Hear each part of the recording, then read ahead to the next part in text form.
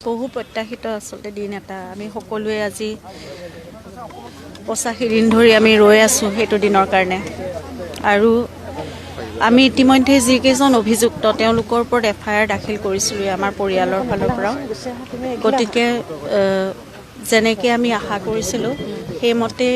তদন্তৰ কাৰ্যখিনি সম্পাদন হৈছে সেইকাৰণে আশা কৰা মতে হোৱাৰ কাৰণে আমাৰ ভাল লাগিছে আৰু খুব মানে বহুত কষ্ট কৰি তদন্তকাৰী দলটোৱে গোটেইখিনি SITয়ে সেইখিনি ইমান দিন ধৰি কৰিলে গতিকে আমি তেওঁলোককো ধন্যবাদ জনাইছোঁ আৰু ৰাইজে আশা কৰা মতেই সেইখিনি ফল ওলাইছে গতিকে এতিয়া সকলোখিনি ন্যায় প্ৰক্ৰিয়াৰ ওপৰত আৰু আমি আশা কৰিছোঁ একেধৰণেই খুব ন্যায় প্ৰক্ৰিয়াটো খুব সুচাৰুৰূপে পৰিচালনা হ'ব আৰু যিহেতু দোষী সাব্যস্ত হৈছে এতিয়া তদন্তত ওলাইছে গতিকে প্ৰতিজন দোষীয়ে কঠোৰতকৈ কঠোৰতম শাস্তি পাব লাগে সেইটোৱে আমাৰ কাম্য আৰু ন্যায় ব্যৱস্থাটো খুব ভাল হ'ব বুলি আমি ভাবিছোঁৱে কোনো হাৰি যাব নালাগে আৰু সেই তদন্ত ব্যৱস্থাৰ ওপৰতো আমাৰ আস্থা আছিল আৰু আমাৰ দেশৰ আইনৰ ওপৰত আমাৰ ন্যায় ব্যৱস্থাৰ ওপৰতো সমানেই আস্থা আছে গতিকে সেইখিনি হ'ব বুলি আমি আশা কৰিছোঁ আৰু তাতে আজি মাননীয় মুখ্যমন্ত্ৰী মহোদয়ে কৈছে যে ফাষ্ট ট্ৰেক আদালতৰ কথা তেওঁলোকে হাইকোৰ্টত এপিল কৰিব গতিকে সেইখিনি আমিও সকলোৱে বিচাৰিছোঁ ৰাইজেও বিচাৰিছে আমি পৰিয়ালৰ ফালৰ পৰাও বিচাৰিছোঁ যিমান সোনকালে পাৰে সেই ন্যায় প্ৰক্ৰিয়াটো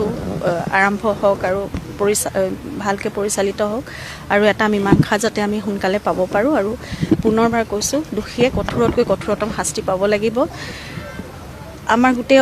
মানে আমাৰ ঘৰখন থানবান হ'ল গোটেই অসমৰ ৰাইজে সেই বস্তুটো সেয়াই বিচাৰি আছে যে কেনেকৈ জুবিন গাৰ্গৰ দৰে এটা সত্তা এনেকৈ নোহোৱা হৈ যাব পাৰে গতিকে তেওঁৰ নিচিনা এজন মানুহক হত্যা কৰিবলগীয়া কি থাকিব পাৰে চবটো খুলি সম্পূৰ্ণ নিজক উদঙাই সকলোখিনি দেখোন দিয়ে আছিল মানুহজনে তাৰপিছতো এনেকুৱা এটা ষ্টেপ কিয় ল'ব লগা হ'ল গতিকে এতিয়া দোষীয়ে শাস্তি পাওক সেয়াই আমাৰ কামনা